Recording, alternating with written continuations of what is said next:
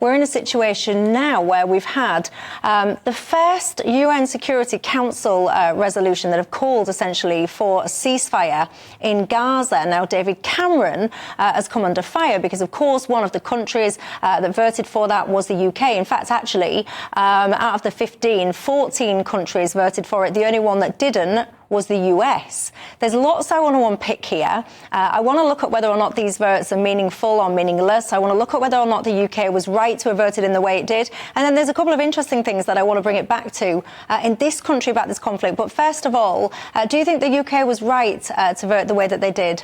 No, because I think it gives credence to a meaningless vote. And the US abstained, and with good reason, in my view, that this is resolution 2,728 from the UN. How much power have the previous 2,500 had? How much have they actually changed? And I think the UN should act when there are really important things that they can affect, and this is not one of them. So what? You don't think they should have had the vote at all? I think it's meaningless. They don't have any power to back it up. It doesn't make any practical difference. Everyone has been calling for release of hostages and a ceasefire that can be made sustainable since this tragedy, a horrific incident, happened on the 7th of October.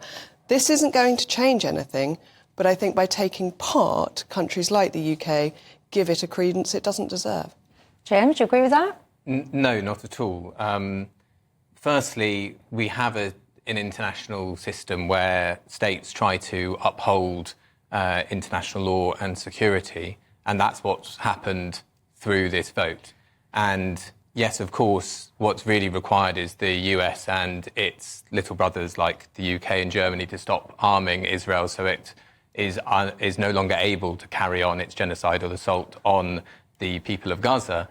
But there can be sanctions that are placed on Israel within the UN system if it fails to comply with a Security Council vote. So I think if we don't say that they are useless in all other circumstances, and fair enough, if Annunziata says that the UN Security Council is useless, full stop, then that is a position. But if you say that it has value in some circumstances, but not this, I mean, right now what is happening is an atrocious crime. More children have been killed in this conflict in the last 5 months than have been killed in all of the last 5 years in all the conflicts in the world.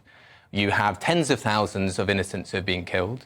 There are over 1 million people who face starvation, famine being used as a weapon of war. I think when something so large is happening, it would be ridiculous for the world itself, through the mechanisms that it has, to not be involved. You not only are conveniently forgetting why Israel is doing this in Gaza, but also that, in fact, this resolution is calling, in the very first instance, on Hamas to release all of the hostages.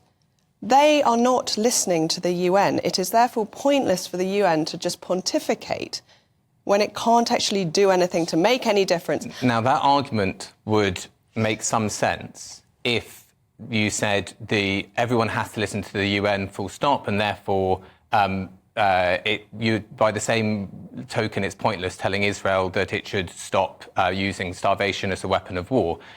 In terms of getting the hostages released, the best way to do that is to have a negotiation to release the hostages. Of course the hostages should be released. It is a crime to take civilians. But what has actually Hamas said? That they will negotiate for the hostages. Some have already been released, and there was an exchange. An exchange of prisoners. There was. And in the same period of time, the prisoners on the other side are actual criminals. There is a very big difference. No. That is not true. There are thousands. There are over 6,000 Palestinian political prisoners that have not faced trial, that are in administrative detention.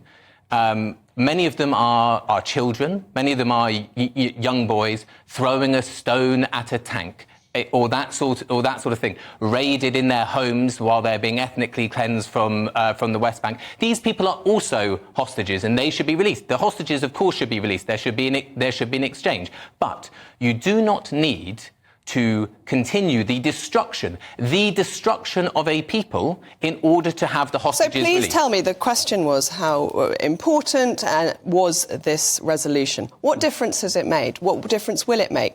Aid, I agree with, but that should have been done anyway. But what difference does it make to the people of Gaza or the people of Israel as of now?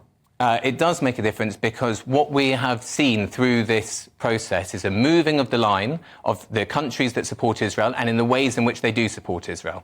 That has an effect not only on those countries but also on businesses that are involved with Israel's war machine. And the US did not support this resolution. No, but for the first time, the US didn't veto they did. it. For the first time, they didn't veto it.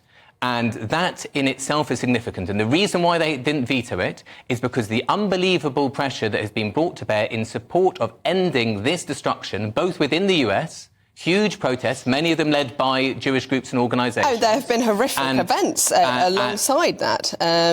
How do you... horrific?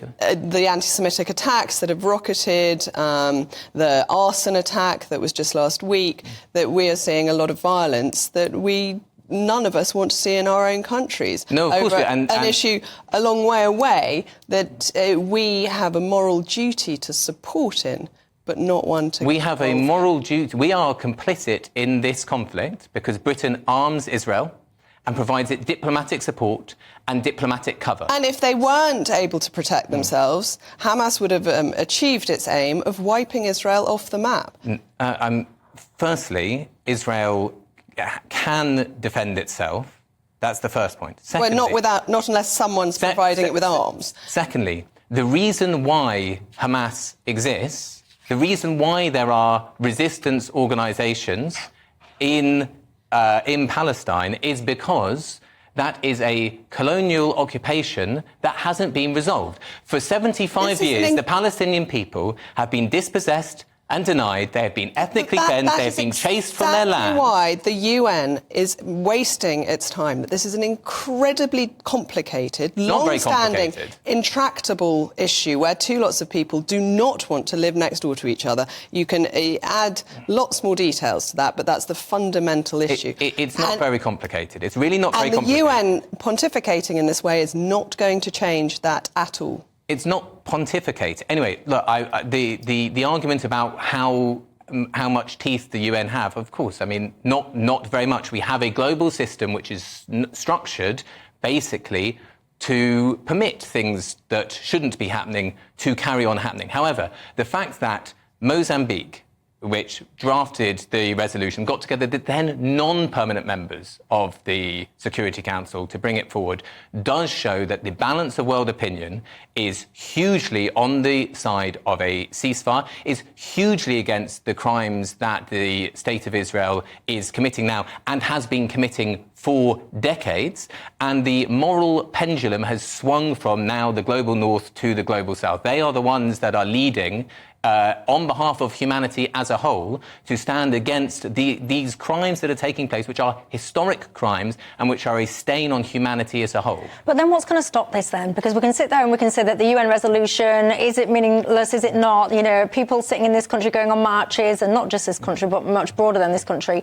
What's actually going to draw a halt to this? There are many things that people can do if they're sitting here. I mean, yes, of course, there's political pressure, there's going on marches.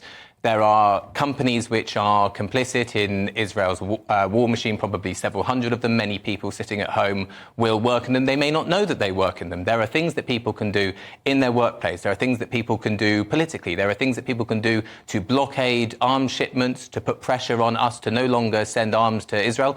All of these things have effect. All of these things which people have already been doing, very bravely doing all over the world, has got us to this point where the British government started off by saying Israel can do what it likes, and now we've got a position where at least the Foreign Secretary is being criticised by the right of his party for voting for, common sense and decency. But everything you've just described then, when I said how do you stop it, everything you've just described then is to put pressure on Israel for them to stop their activity. Many people watching They are this, doing the bombing. Yeah, they are doing the starvation. They are doing the crimes. Many people watching this will say, well, actually, over in Gaza, people could come together and essentially try and root out Hamas. They could be putting pressure on, get rid of Hamas, put pressure on to Hamas to release. Ducking the bombs and eating grass. Well, is it as simple as that, though? Is it as simple as every single person in Palestine is so oppressed and can't actually do anything to affect their outcomes? Is it? That's a question. It's not an insinuation. No, it's a question. I mean, as well, the Palestinian people in Gaza, the West Bank, the refugee camps, East Jerusalem, in the diaspora, they, of course, struggle for their own national liberation and self-determination. Of course they do that every single day. But that they don't have to do that alone, especially when we are sitting here in a country which is complicit in these crimes that are taking place. I mean, really horrific crimes are taking place right now. The number of people who've died is going to expand horrifically when you look at the malnutrition, when you look, the weather is going to change and cholera is quite likely to break out. I mean, the humanitarian situation is extreme, and that's why it merits the kind of radical action. I must say, and I know many people will disagree with me at home, I've never felt comfortable with all of these protests being described as hate marches and stuff like that, because I've always maintained so many people, just a normal, everyday people, I'm sure that there are some hate-filled people among them, but so many people, they see everything that's going on in Palestine, particularly when it comes to the children and those children being killed and maimed and orphaned. And it just, I mean, I've got goosebumps even just saying that. It just galvanises your everyday person to take to the street and try and stop it.